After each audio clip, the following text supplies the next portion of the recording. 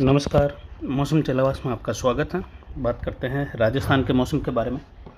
यहाँ पर आपको दिखाएंगे कि किस प्रकार मौसमी प्रणालियाँ बनी हुई है और इसका आने वाले समय में क्या असर रह सकता है।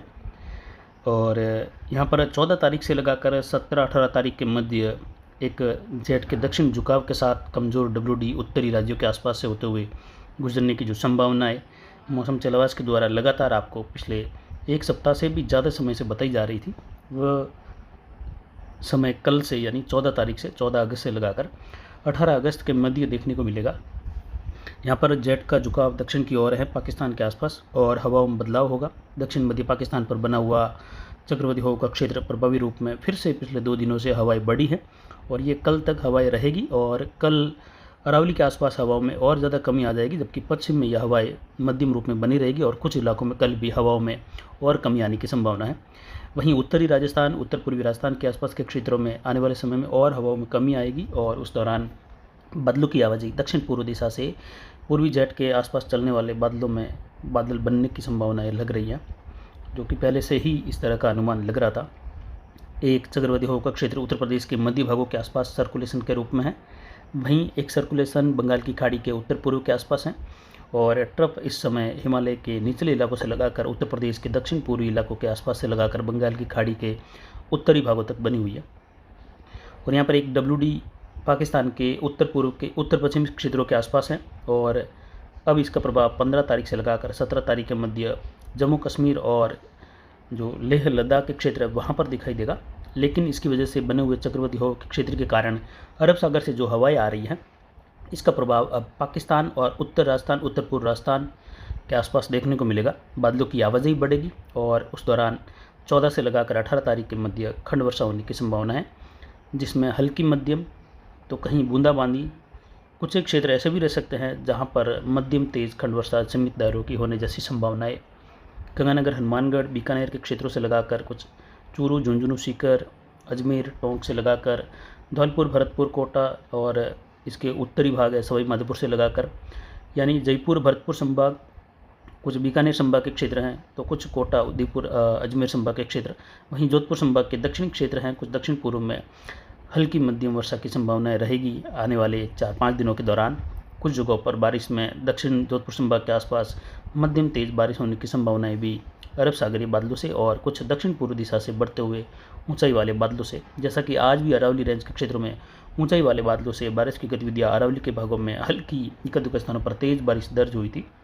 वैसे ही संभावनाएं कल और कुछ ऊंचाई वाले बादल और जो तेज़ गति से चलते थे दक्षिण पश्चिमी बादल, उनमें भी कुछ हल्की रुकावट और ऊंचाई वाले स्थिर बादल आने की संभावना है और इसकी वजह से ही हवाओं में बदलाव होगा। यानी दक्षिण पश्चिमी हवाएं चल रही हैं, बस यहाँ पर किसी सिस्टम के उभरने की संभावनाएं जब बनती हैं तभी कुछ बदलाव आता है। फिलहाल ये पिछले महीने का है, नीनो 3.4। यहाँ पर आप देख सकते हैं जो लाल कलर जहाँ पॉइंट लगा हुआ है वहाँ पर ये दर्ज किया गया, यानी 0.92 डिग्री सेल्सियस के आसपास अल नीनो का प्रभाव।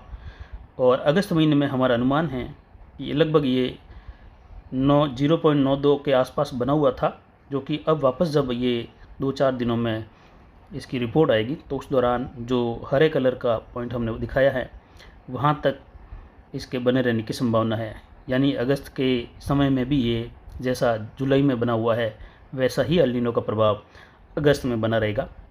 जबकि ज़्यादातर सोचना ये है लोगों का कि अब जब रिपोर्ट आएगी अल नीनो की वापस, क्योंकि महीने में 2 बार इश्यू होती है ऑस्ट्रेलियन ब्यूरो की रिपोर्ट, उसमें 1 अगस्त को हुई थी, उसके आंकड़े हैं जो कि आपको दिखाया इसमें लाल कलर में, और 1 अगस्त के बाद 15 अगस्त को लगभग ये दोबारा इशू होगा, तो उसमें जो हमने हरे कलर में दिखाया है यानी संभावना रहेगी 0.96 डिग्री सेल्सियस के आसपास। यानी कोई विशेष बदलाव तो नहीं, लेकिन अगस्त में इसी प्रकार बना रहेगा।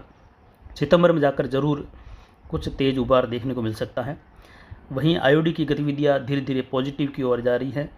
हल्का प्रभाव दक्षिण अरब सागर, दक्षिण बंगाल की खाड़ी में उभर रहा है और एमजीओ की स्थिति फ़िलहाल फेज़ 1 में बनी हुई है, यानी फेज़ 1 से लगाकर फेज़ 8 के बीच वाले क्षेत्रों के आसपास एमजीओ की स्थिति बनी हुई है।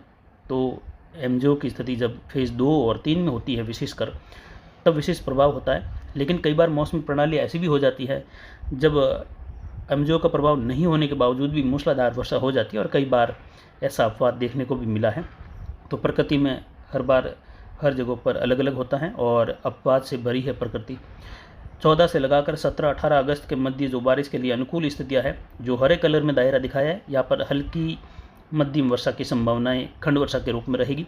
नीले कलर के दायरे में भी देखें तो यहाँ पर हल्की मध्यम ही रहेगी, लेकिन कुछ इलाके थोड़े बड़े हो सकते हैं जिसमें हल्की बारिश की गतिविधियाँ 15, 20, 25, 30 किलोमीटर के इलाकों तक रहे, फिर वापस कहीं शुष्क आए।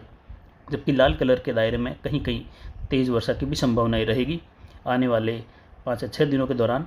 और हरे कलर के बार वाले दायरे में बीकानेर के दक्षिण पश्चिम से लगाकर बाड़मेर, जोधपुर के पश्चिमी इलाके हैं और जैसलमेर के इलाकों में ज़्यादातर मौसम शुष्क रहेगा। बादलों की आवाजाही जरूर ऊंचाई वाले बादलों के रूप में कुछ जगहों पर घने बादलों की आवाजाही भी होगी। छुटपुट खंड वर्षा होने की संभावनाएं रहेगी, लेकिन ये एक सस्पेंस है। आने वाले समय में इसमें कोई बदलाव होगा तो इसकी जानकारी ज़रूर फिर से दी जाएगी, लेकिन फिर भी यहाँ पर भी खंड वर्षा की संभावनाएं कुछ जगहों पर छुटपुट रहेगी। यानी लगभग 95% से ज़्यादा इलाके, या कह सकते हैं 99% तो संभावना शुष्क मौसम की ही है।